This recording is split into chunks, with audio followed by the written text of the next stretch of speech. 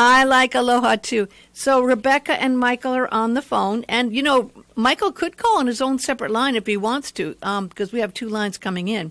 So if Would you prefer that? That way we don't have to be. Yeah, you don't have to share it, and you can also hear each other in the second line coming in that way.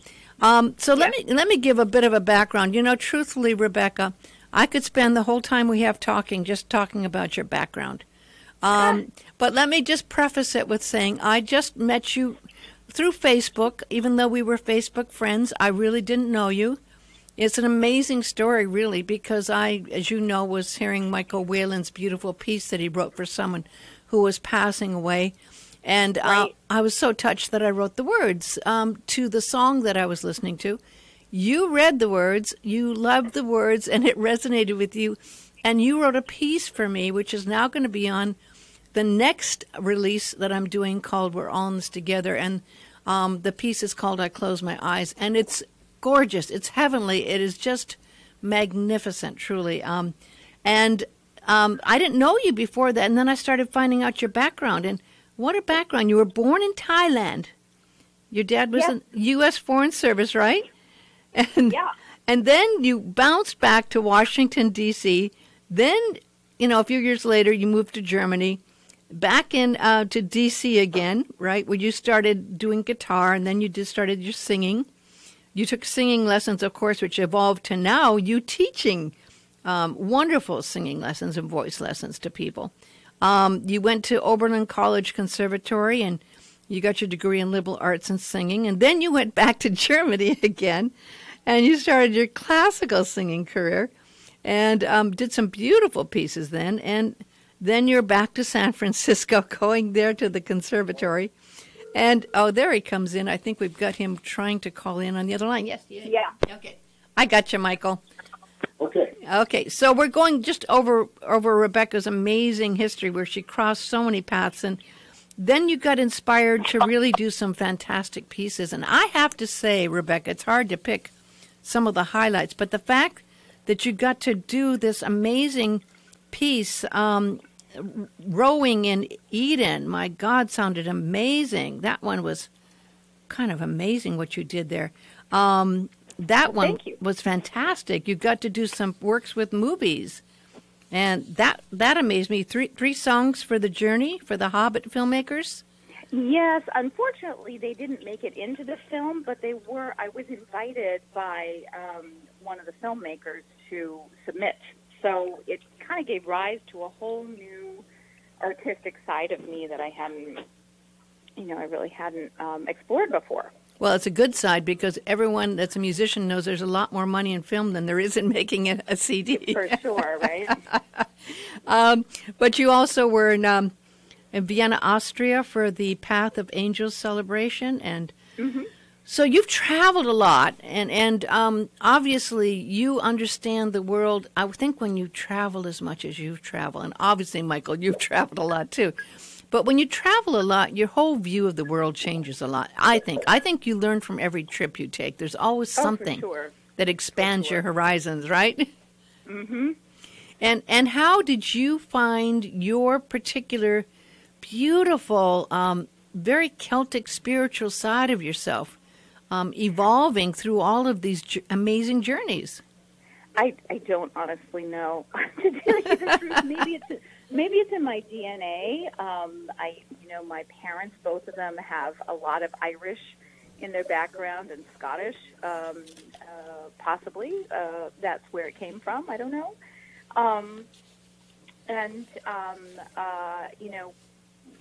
There's something just sort of very English and Irish about my soul. Yeah. And that my first album, The Path of Gold, which came out 21 years ago now, just somehow had this English medieval streak. I don't know where it came from. I don't. So it sort of well, kind of merged with the Celtic and with the kind of New Age genre that the Irish singer Enya was pioneering. Yeah. Yeah, it's funny. My friend who's also on this CD, Gregor Prate, heard your song and said it was beautiful. The first word he said is Enya. And I said, there is a sense of that. That's a big compliment. Yeah, absolutely. You're right, though. It is there. And your whole life has been kind of leading up to not only this passion for expressing yourself through music, but became a love story that really could be an amazing book between you and Michael as well, right?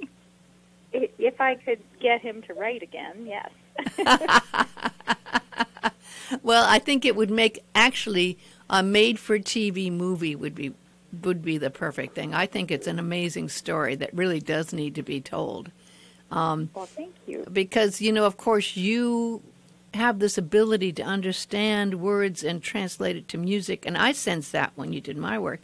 But this happened with the way that you and Michael connected as well, right?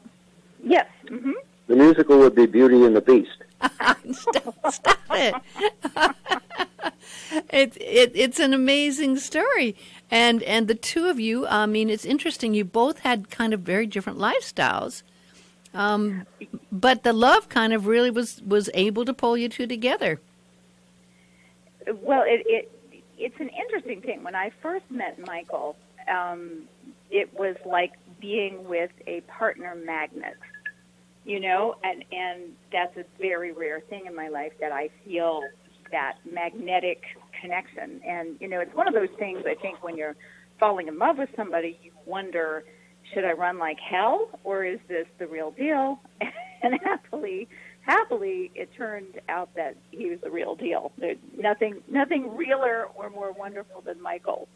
And you were actually on other sides of the continent. You were at that time living for a while in the West Coast, and Michael, you were on the East Coast, right? Yeah. Yeah. Mm-hmm. So it was quite an amazing and very strong change that happened. And your story, Michael, is an amazing story as well. Absolutely amazing story. You're a journalist who was a serious journalist to the point where you were doing some very heavy work with Time Magazine, and you were over for the Time Magazine Person of the Year story in 2003. Now, just getting to that point's a big step because Time Magazine only hires very respected journalists. So, first of all, I have to congratulate you on getting to that point. I mean, that must have felt like a dream come true, right? Well, it was certainly a pinnacle. I had worked at the Washington Post for 20 years also, which was pretty rarefied territory. So, it was a good place. In those days, news magazines had a lot more clout than they do today, and it's true. So it was on. I was on equal footing with the top papers and broadcast companies. So yeah, it was very nice. So I didn't know you'd work for the Washington Post. Were you there during the Watergate time? No, just after. Oh gosh, so that was at the peak of its respect and finally getting attention from the world, huh? Yeah, Bob Woodward was my editor for a while, so I know him quite well. And Carl I know a little bit, not as well as Bob. So it was a big step for you just to leave the Washington Post, going over to Time Magazine. What drew you to Time Magazine? I think the long version of writing I preferred. There, you can write stories for 3,000 words easily, whereas the Washington Post typically was an 800-word story. Mm-hmm. So I like that long-form journalism. I like the presentation very much of the news as we wrote it. And Time had a lot of relationships with electronic media at the time, too, so I was often on CNN, which was owned at the time by the same company that owned Time. So I did a lot of stuff on CNN and a budding MSNBC, and a little bit even on Fox early on. So when they asked you to go do the Person of the Year story, it wasn't just your typical Person of the Year story. It was a rather hard Person of the Year story because they were asking you to do a story in Afghanistan because they were going to make the Person of the Year the military personnel, right? It was actually in Iraq. And don't forget, we had the U.S. had invaded Iraq earlier that year. I was there during the invasion. I was in Doha, where the Central Command was located in Qatar, and just after Saddam was toppled, I went up to Baghdad and was there for about 2 or 3 months, I guess. What year was that? That was 2003 also. It was April of 2003, and March and April of 2003. And actually, the invasion of Iraq was on Rebekah's birthday. Oh, no. In 2003. And now you two knew each other already, and you were in love. We had a cross-country relationship at that point. Wow. And the hard part was having to miss her birthday. So that was quite controversial at the time. She doesn't like her birthdays missed. Well, it's not just the birthday. It was the fact of where you were when the birthday happened as well, don't you think? Yeah, minor details. Yeah, and so, I was, then I returned to Iraq in November of 2003 to begin reporting on the Person of the Year story, and we chose a platoon, an American platoon, to be the kind of group of the year. So what happened on the fateful day when you went out and an event happened that totally changed your life? I was on a caravan of Humvees going through a rather dense maze of Baghdad, and we were rehearsing a raid for the next day. And we just wanted to move through to get a little lay of the land. And it was a 3 Humvee convoy. I was in the middle Humvee with famous photographer Jim Nachtwey, and 2 soldiers in the back of the Humvee and 2 in the cab. And we were stopped by some type of blockade as we came out of that maze in a marketplace. And in front of a mosque, we were exposed to small gunfire. And right away, it was an ambush. And somebody threw a grenade in my Humvee. And I heard it and looked down, and in a split second picked up the grenade and threw it out of the truck. And just as it left my hand, it exploded and took off my right arm, and created a rain of shrapnel throughout the Humvee. Others were injured. I was most seriously injured. Didn't you stop and think? I mean, there's that moment. You must have replayed that moment in your mind over and over. What would have happened if you hadn't picked up that grenade, right? Well, I know what would have happened. Those grenades had a kill zone of 10 meters. So everyone in the truck would have been dead.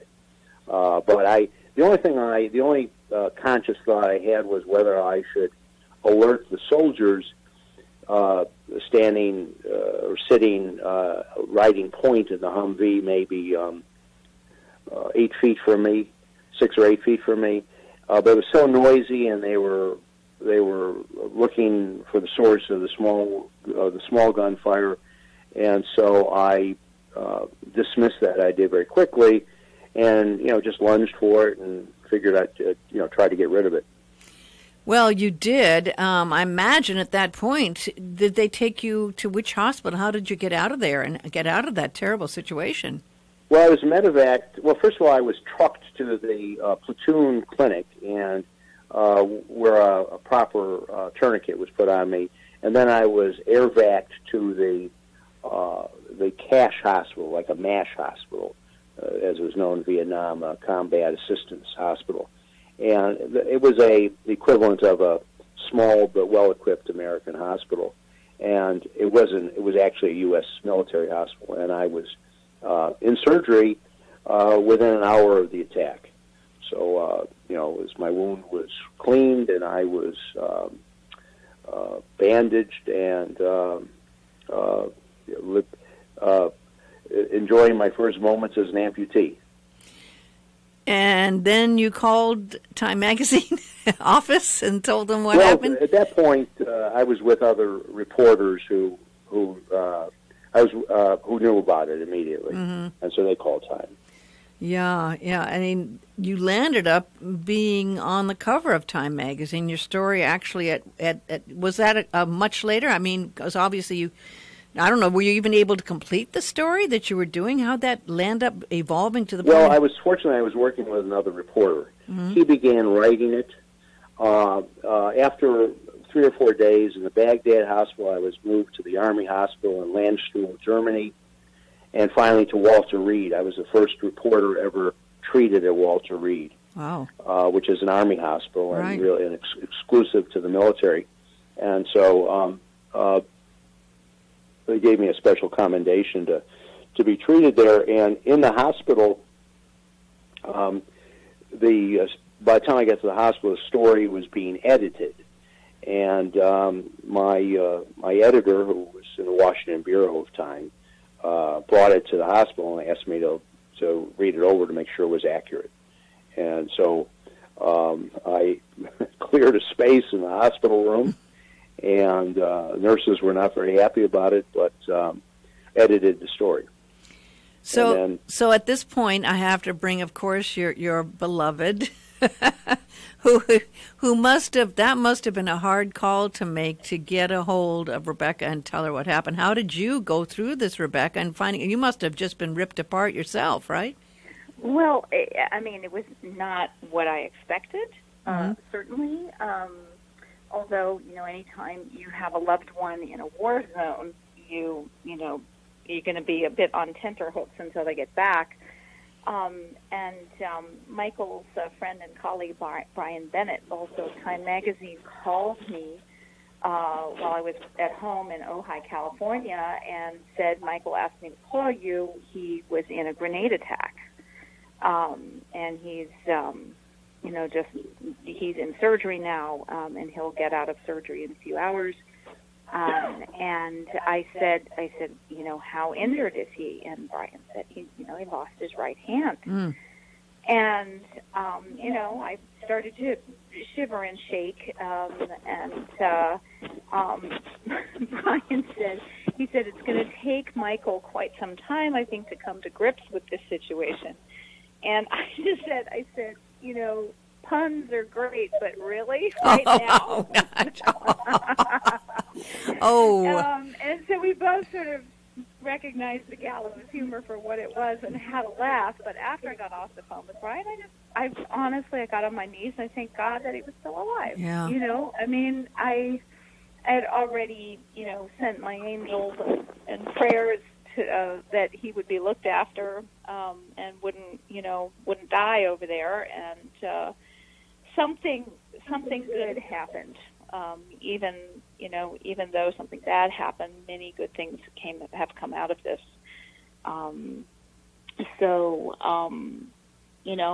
My first response was, gratitude, actually. Wow. That he was going to be all right. Who took the highest response? I have to ask you, Michael, you're right-handed? I was right-handed. Oh dear. I'm a lefty now. You learned how to use your left hand.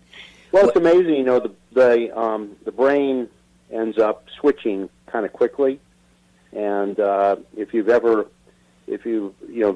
tried to use the opposite hand when you've got a good hand, you don't, it doesn't function very well, but the brain shifts very quickly to whatever will function for it. So wow. I'd say within a few days, I already began trying to learn handwriting with my left hand. So was that I don't have the same curveball I used to with my right hand. No. But was that the last of you working at? Did you leave Time Magazine at that point? No, I took a leave and wrote a book, and that's when the book was published is when they put me on the cover of Time. Blood Brothers was that book? Yes, that's right. And so then after the book was published, I returned to Time and stayed there for a couple of years trying to make it, and finally quit in about 2010, something like that, or 11. And since then, I've been a real estate developer. And put out 2 other books as well. Those preceded the Blood Brothers book. Oh, so you did Truth at Any Cost and Tell Newt to Shut Up. I love that title. Tell Newt to Shut Up was before Blood Brothers. Oh, yeah. Oh, Yeah, okay. it was when Newt was riding high in '95. Truth at Any Cost was about the Starr investigation of Clinton. Mm-hmm. So your life has changed drastically, but I mean, obviously, before there was a lot of adrenaline, and now everything's got to be turned around. So, do you ever miss that energy that you get of adrenaline, or was that just a chapter you were glad to let go of at that point? I think I'd been doing it for 35 years or so, and I had really enough of it, and I certainly get adrenaline in other ways. It's coffee, and then you're going to go out and take a walk, right? Well, maybe it's the adrenaline from Rebekah, because Rebekah has a very active life as well. So through all this, Rebekah, you were already in love, but then obviously the two of you were married and your life evolved. You had another child. You'd had a second child together, right? Yep. And so now, what does your life look like now compared to over the last 10 years? Actually, it'd be 15 years, that your life must have been so different from then to now, right? Well, certainly life as a single mom was very different than life with Michael.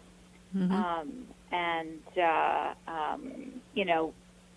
Life with somebody who is a reporter on a deadline is different than life with a real estate developer. So I would say that the reporter on a deadline, I knew what to expect, which was, long hours until the story was finished and submitted. But real estate development is its own brutal kind of thing, and it's actually sort of 24/7. It's a different beast. Uh-huh. But we it's a funny thing. We are very different, and yet we're very similar. We have almost identical values, as I've mentioned to you before, we have my sort of more new age spiritual sensibilities and sense of humor, sometimes colliding with Michael's irreverence. His being a street fighter from the south side of Chicago and a hard-headed, very grounded newsman, and it makes for a very, very interesting life. We began a conversation many, many years ago, 20 years ago probably now, that has not ever stopped.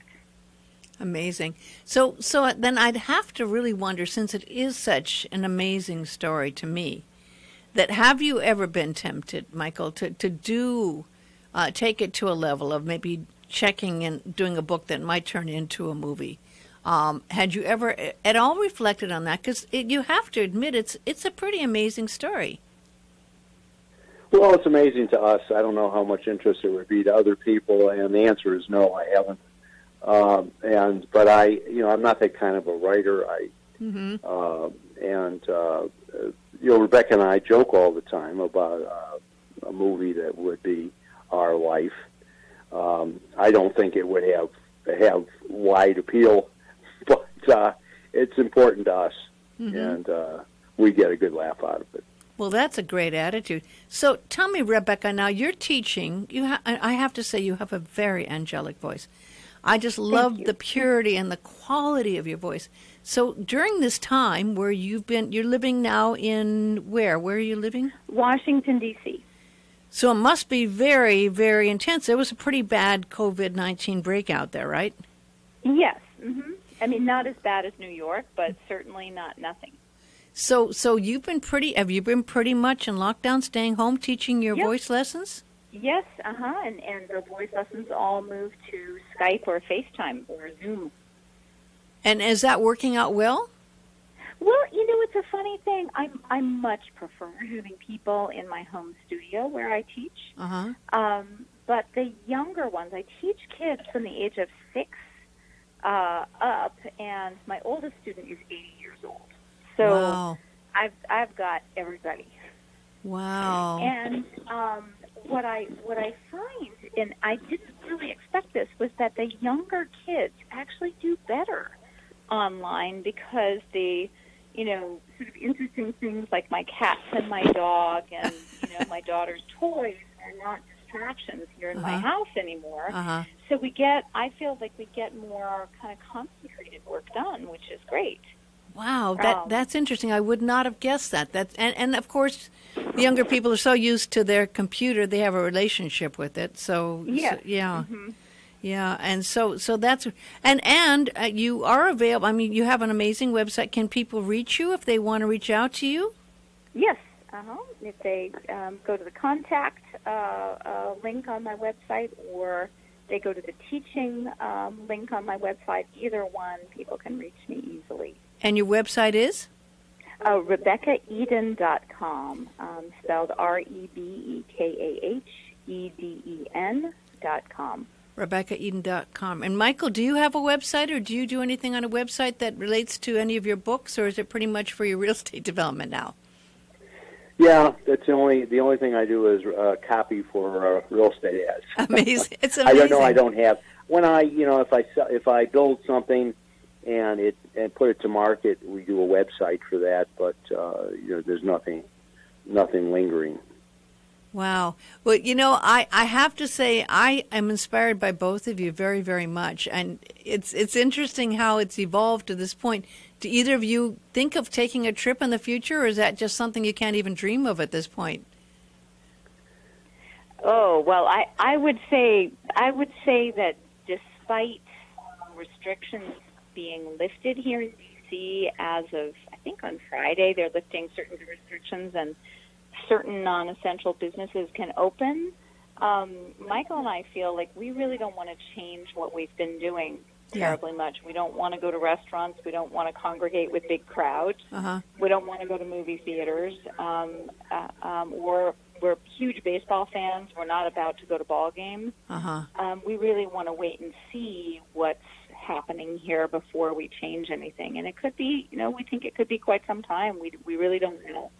Wow. And, of course, you've got to still watch the news, Michael, and make commentary on it, right?